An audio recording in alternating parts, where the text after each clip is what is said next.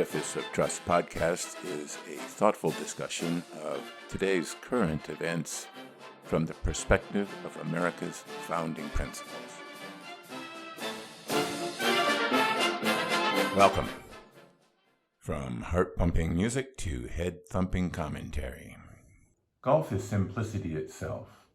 All that it consists of is the face of the golf club smacking a little white golf ball in order to send it flying down the fairway toward the green. That's it. Except that the angle of the impact of the golf club will determine the direction of the golf ball as well as the spin of the ball. The speed and the power of the club will affect the rate of spin. Aerodynamic forces of the air over the spinning ball will determine if the ball is lifted higher in the air, good, or turned sharply to the right, a slice, bad, or to the left, a hook, also bad. The speed, power, and angle of the golf club is determined by the golfer's posture, the golfer's grip on the club, the angle of the backswing, the angle of the swing, the movement of the feet, the movement of the hips, and the follow-through. The golfer's ability to control all these factors is determined by the overall health and physical abilities of the golfer, the amount of time dedicated to practice in order to create muscle memory, and the mental attitude of the golfer at the time of play. So in order to play golf well, one needs to take into account the physics of hitting the ball, the physics of the weather conditions, the topography of the land, and the chemistry in the brain of the human playing the game. Most professional golfers will tell you that the mental aspects of the game are the most important in winning tournaments. The golfer that is confident in his or her physical abilities and his ability to properly hit the ball will prevail over an opponent racked with self-doubt. I can attest to the importance of psychology in playing the game. On the driving range, my balls are usually well struck and fairly straight. On the course, my game is completely different. I miss hit balls, shank balls, slice all over the place. The 11th hole at my local golf course is a downhill par 3 that should be an easy 7-iron, my favorite club. But invariably, I pull it left and lose balls out of bounds all the time. I know it is in my head, but can't seem to fix it. It seems to me that golf is a lot like governance. Good governance, is pretty straightforward. In America, the goals of good governance are laid out in the preamble, and the basic rules of the game are laid out in the Constitution. Of course, the rules of golf take 99 pages, while my handy pocket Constitution needs only 10 pages. The racing rules of sailing, my previous sport, needs 185 pages. And while conceptually both golf and government are straightforward and understandable, the application of both are extremely complex. In the case of golf, even though the physical sciences dominate the flight of the ball, human frailty limits the golfer's ability to control those forces. In the case of governance, it is our humanity that dominates. Although Newtonian physics controls the flight of the golf ball, it is the psychology of human beings that determines the trajectory of government. It was Daniel Kahneman, a psychologist who won the Nobel Prize for Economics, who asserted that humans do not always make rational economic choices. Jonathan Haidt, a psychology professor at NYU, asserted that a similar lack of rationality pervades our political decision-making as well.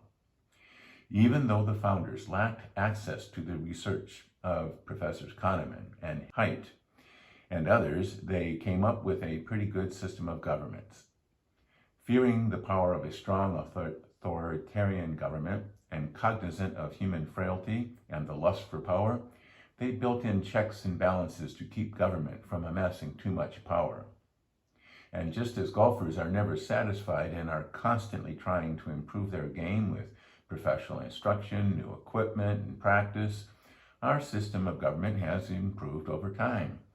We've extended the voting franchise to more and more people. We have ended slavery and Jim Crow laws. We have made discrimination on the basis of race, gender, and many other factors illegal. All of the psychological forces of our citizens have led us and our system of governance to where we are now.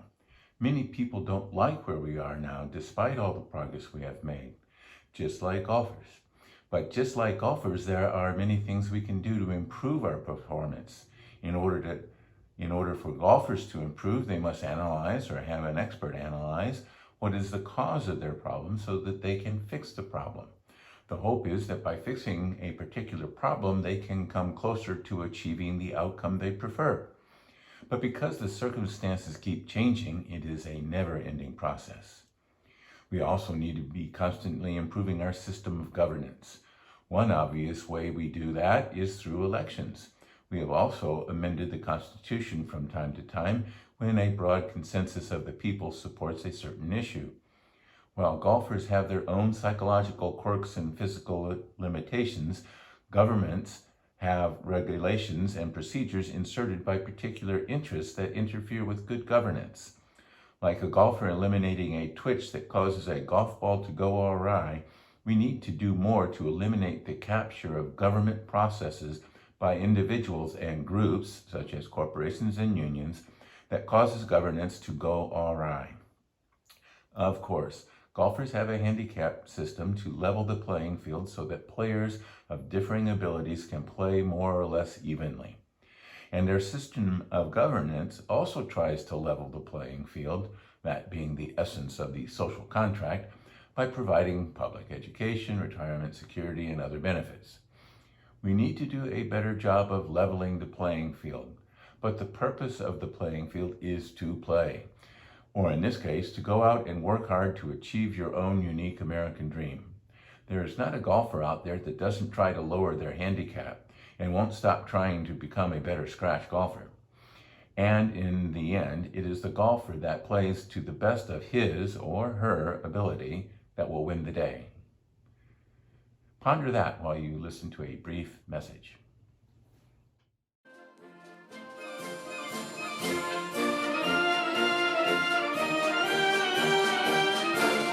There is still time to get your copy of my most recent book, 2018, Surviving Trump.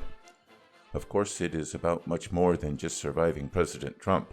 It covers thought meritocracy, the American dream, the building blocks of civilization, and much, much more. And also, be on the lookout for my next publication, In Defense of Principle, which discusses how America should shape its foreign policy and defense strategy according to America's founding principles. Coming this spring.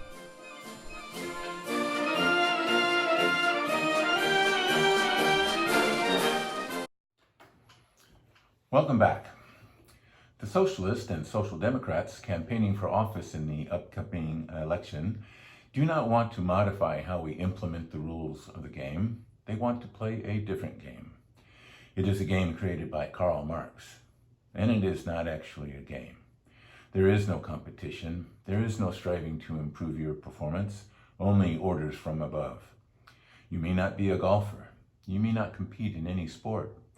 You may only sit on your couch and play video games, but you want to win, even if you're only playing against the computer. Winning makes you feel good. Golfers practice out on the driving range. Softballers play catch in order to improve their games. Gamers play and replay until they can reach the next level. This is an inherent property of our human nature. But there is no opportunity for self-improvement in socialism. Your role is only to work as ordered by the state and produce goods and services for others, also known as, quote, from each according to their abilities, to each according to their needs, unquote. The state only considers your material needs. It cannot know your inner thoughts and desires. But under socialism, the state determines your profession. The state determines when and where you work, and it gives you a quota that you must fulfill. Your ambition to improve your life and achieve your dreams is sacrificed to the needs of the state. Why, you might ask, would anyone want to live in such a centrally planned socialist economy as so many of our young people appear to favor? In his latest book, Jonathan Haidt, along with Greg Lukianoff, states that the current generation of college students, he calls them iGen because of their addiction to social media, We're overprotected as children, such that they have not matured properly and suffer from a condition of safetyism, where even words or thoughts can be considered physically dangerous. This need for safety has been abetted by college administrators, creating safe zones, trigger warnings, and canceling speakers talking about dangerous ideas, to the extent that they are creating psychological responses in students that are similar to, if not symptoms of, mental illness. It may be that this culture of safetyism has caused young people to reject free markets that require a level of risk-taking in favor of the safety of a planned economy. In other words, they are willing to sacrifice liberty for safety, which, as foreseen by Ben Franklin, will result in them not having liberty or safety. In the free market economic system, there are many millions of economic decision makers. If you shank a work project or slice an important job interview, it may have a major impact on your life, but it will have an insignificant impact on the economy as a whole. But if an apparatchik in the centrally planned economy shanks or slices something, the impact will affect many millions. The dismal economic record of socialist economies, plus ever-present secret police, re-education gulags, and the death of millions, proves the unfitness of this ideology. There was no golf in the Soviet Union. Thanks.